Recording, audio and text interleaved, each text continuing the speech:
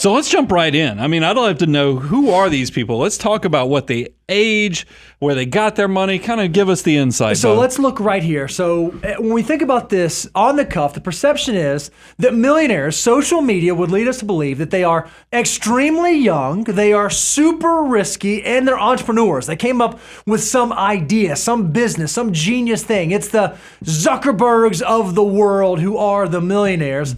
But is that in fact the reality? Is that what we found when we interviewed our clients? I think this is a symptom of the social media world we live in, whereas I don't remember it always being this way. But now that we're seeing the highlight reel on social media, where a lot of it is straight up just fake, that it's nice to actually have the data to share what the reality is. The reality is that our millionaires tended to be slow and steady wealth builders. When you look at how the data actually plays out, you can see that broken down by age, only 4% of our millionaires are under the age of 35. Yeah, it's the exception, not the rule. It's the exception, that's right. And this ties in nicely because we've echoed this from Ramsey Solutions, and this shocks a lot of people, as the typical millionaire doesn't cross into that seven-figure status until they're 49 years of age. So when you look at our clients, once again, it kind of echoes those historic research reports. That's exactly right. 11% said they hit millionaire status in their late 30s, 37% in their 40s, and then 48% said they hit in their 50s or later. So becoming a millionaire is not necessarily a young person's game. It takes time and it takes consistency. So now let's talk about another perception, Brian. Another perception of millionaires or wealthy people is that you had to be born into it. Like if your parents weren't in that socioeconomic class, then you also were not going to fall into that socioeconomic class. Well, this is that silver spoon, or the system stacked against you. And it seems like this stuff is everywhere. It might surprise you to learn. And a lot of you guys are watching our content and you're aspirationally headed towards this path as well. But when you look at the reality, what is the truth? That most of our millionaires are first generation wealth builders. They were not folks who got their wealth on the backs of their parents. If you want to see the actual data, check this out. 11% of our respondents said they received gifts or inheritances under $100,000.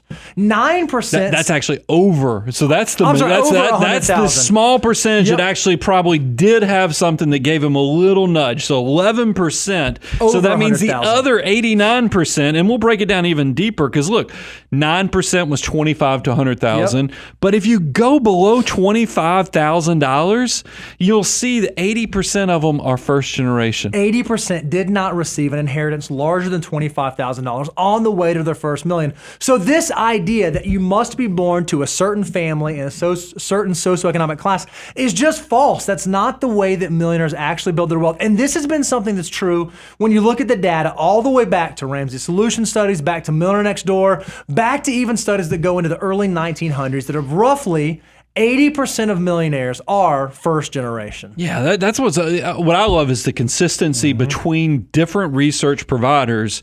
The numbers continually come in right around the same level. The other perception that we have when we think about millionaires or those folks that are really successful is that they must be like older executives. These are people that are able to climb to the top of the corporate ladder, and they have a title like CEO, COO, CFO, some C-level executive. But in reality, that might not be the case. Yeah, I mean, check this out. We actually laid out what is the stereotype, what is the reality, and Bo, show them the data on this. When you look at this, we asked people, how did you get to millionaire status? Only 12% of our respondents said that they're senior executives. So right there, it's a vast minority that actually hit the perception.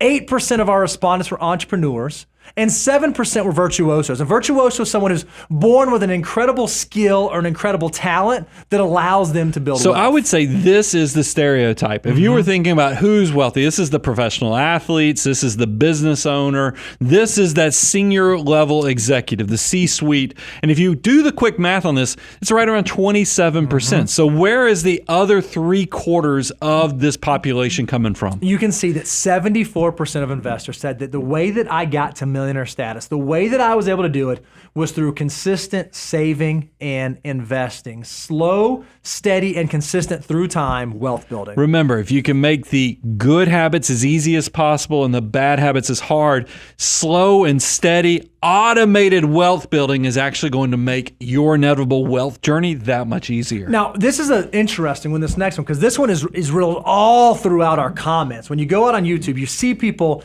espousing this over and over and over again, that wealthy people, these are folks that are single. They're not family people. They're not people that have gotten married, and they're high income earners. They're the ones that are making hundreds of thousands of dollars every year. Those are the types of people that actually get it to millionaire status. Think of how many in our comments section, and we'll probably get some comments right now just for me saying this, because the trolls love to come out. They'll say, never get married, and they'll say, never have kids. And so, I mean, it is so interesting to see so many people in our comments section creating this perception that you have to stay single to build wealth. And then when we do our own research, it says something a little different. Yeah, what we found is that they're actually, the vast majority of our millionaires are married teams. When we look at the statistics, 89% of our respondents are either married or widowed. So they were willing to enter into a long-term committed relationship.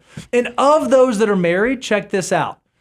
84% have accounts titled jointly. When we're talking about accounts, these are like bill paying accounts, not cash management. Cash management accounts.